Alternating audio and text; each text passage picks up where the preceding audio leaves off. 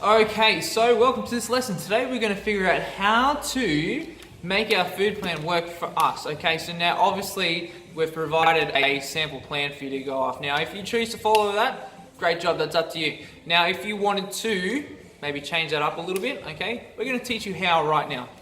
So what we're going to do is have a look and make a couple of mathematical equations. So first things to know is what your body weight is, okay? So it's very important to know this because we're going to put that in this calculation. So grab your calculators out as well. Okay, so to figure out how much carbohydrates we need, how much protein we need, and how much fat we need, we then times our body weight by 2.2, which will then give us our total grams that we need to try and aim for throughout the day, or our daily target, as you can see. Now when it comes to fat, this is a little bit of an extra equation. So we find our body weight times 2.2 gives us the answer, and then what you're going to do is then times that by 0.3, and that's going to give you the answer for our total daily amount of fats. Now the reason why we do this is because fats has a higher calorie per gram of fat, basically. So that's going to have a higher energy stuff. So if we can't have the same amount of fats per day as we have carbohydrates and protein. So that's the first point. Now remember, this is a base formula. Okay, it's very important to remember that it is a base formula.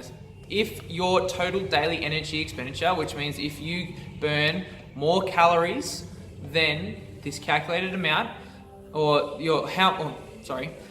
how much calories you burn in a day doing your daily activities is what we're referring to. So when it comes to this, if there's a massive gap, okay, we need to obviously increase our carbohydrates and our fats closer to that amount, so that way we can still have enough energy without shutting down our systems, basically. All right, so that's the first part. So say I'm 80 kilos, I do 80 times by 2.2 equals how many grams I need to try and aim for per day.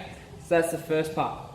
Okay, that's my carbohydrate goal, my protein goal. My 80 times by 2.2 equals how many grams I want to eat for today. My fat, 80 times 2.2 equals, submit answer there, times by 0.3 equals how many grams of fat that I want to try and consume in today.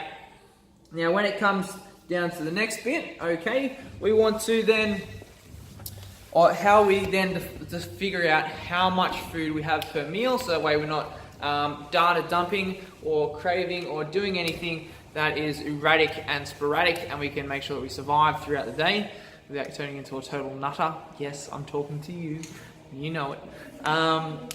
Is we divide that number by 5, okay? So my recommendation in terms of how many times a day you eat is 5 to 6 times. What that does, it allows the digestive system to keep pushing through everything rather than putting a big dump through and it has to try and churn it over. What then generally happens, your metabolism slows down because it's got to then try and get everything down and moving, okay? If you just keep it nice, consistent, and blowing nothing too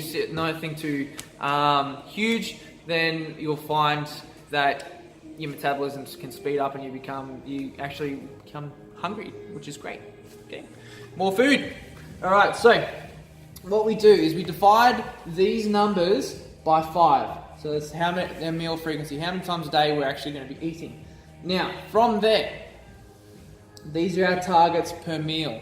All right, so what I want you to note is that if you have a total goal of protein of being 120 grams, that does not mean 120 grams of a chicken breast.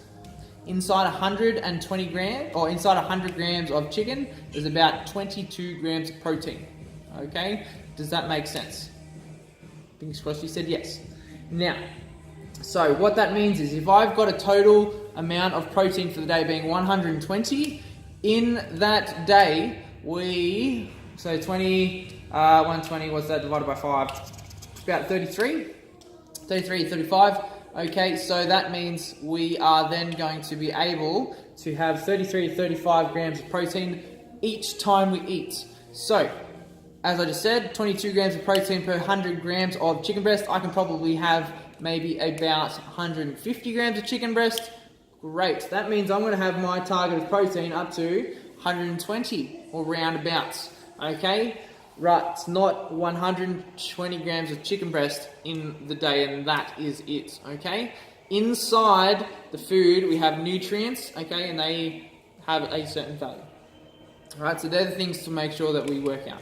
Now, when it comes to picking up the sources of food, okay, inside different foods there is different values. So my recommendation is have a look at different types. So you would have received the nutrition overview by now. Go in there, have a look at the recommended sources that I've provided for proteins, carbohydrates and fats. These are going to be the better ones, and I've found success with my clients using these products or sources of food rather than other sources of food. So it comes back to making it work for you. Alright gang, so think smart, think healthy options. Do not try and cut corners to fit in a bowl of ice cream or a bit of chocolate, okay? The more nutritious food you have, the better it's going to be for you. Alright, that's how you make your food plan work for you.